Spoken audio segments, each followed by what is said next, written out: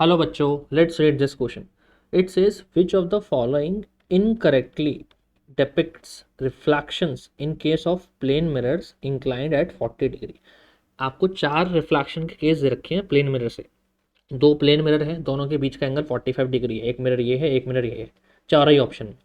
ठीक है. आपसे बोला है इन चारों में से कौन सा जो रिफ्लेक्शन है वो इनकरेक्ट है. अब ध्यान से सुनना मेरी बात.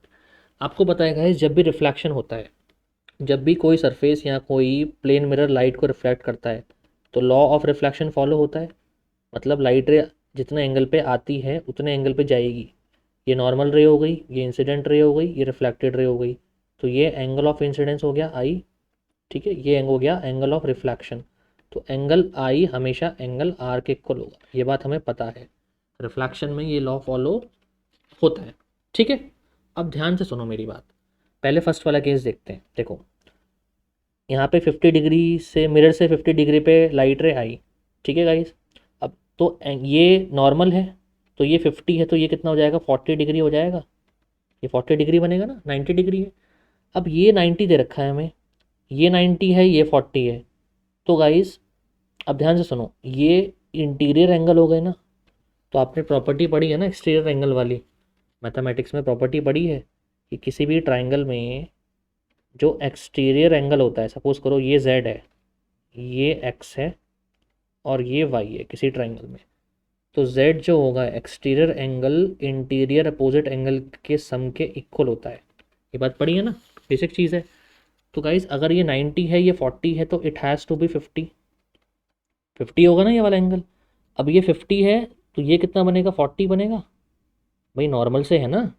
तो आप देख रहे हो इसमें आई जो है वो आर के इक्वल आ रहा है फर्स्ट वाले केस में. तो इसका मतलब ये तो सही है, इसमें तो लॉ ऑफ रिफ्लेक्शन वैलिड है. अच्छा, बी वाले में देखो. बी वाले में ये 40 डिग्री दे रखा है तो ये 50 डिग्री हो गया. हमें यही मैच करना है चारों में. अब ये 80 है, ये 40 है, तो इंटीरियर अपोजिट एंगल के सम के इक्वल होता है, तो ये भी 40 डिग्री हो गया ना. ठीक है. और भी तरीके से कर सकते हो आप लीनियर पेयर से, आपकी चॉइस है.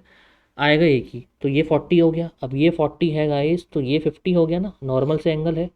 तो आप देख रहे हो इस वाले केस में भी आई जो है वो आर के इक्वल आ रहा है. अब आप देखो सी वाले केस में. सी वाले में ये 30 डिग्री दे रखा है. ठीक है जी. अच्छा, अब ये 70 है, ये 40 है, तो ये कितना हो जाएगा, 30 डिग्री हो जाएगा ना. 40 प्लस 30 70, एक्सटीरियर एंगल 70 है. अब ये 30 है तो ये 60 होगा क्योंकि ये नॉर्मल रे है. ये कौन सी रे है, नॉर्मल रे है. तो गाइज यहाँ पे आप देख रहे हो कि भाई एंगल ऑफ इंसिडेंस 60 डिग्री है और एंगल ऑफ रिफ्लेक्शन कितना है, 30 डिग्री है. तो आई आर के इक्वल नहीं है. इस वाले केस में आई आर के इक्वल नहीं आ रहा. इसका मतलब ये गलत रिफ्लेक्शन दिया हुआ है. ये रिफ्लेक्शन हमें गलत शो किया हुआ है. डी वाले केस में क्या है, ये 40 है और एक्सटीरियर एंगल 85 है, तो ये 45 हो जाएगा गाइस, है ना. ये 45 है तो ये भी 45 होगा क्योंकि 90 डिग्री बन रही है. तो आप देख रहे हो इस वाले केस में भी आई इक्वल आ रहा है एंगल आर के. तो ए बी और डी में लॉ ऑफ रिफ्लेक्शन फॉलो हो रहा है, लेकिन सी वाले केस में नहीं हो रहा. तो सी ऑप्शन इज करेक्ट. ये इनकरेक्ट रिफ्लेक्शन शो कर रहा है. Okay. So I hope you have understood it well. Good luck.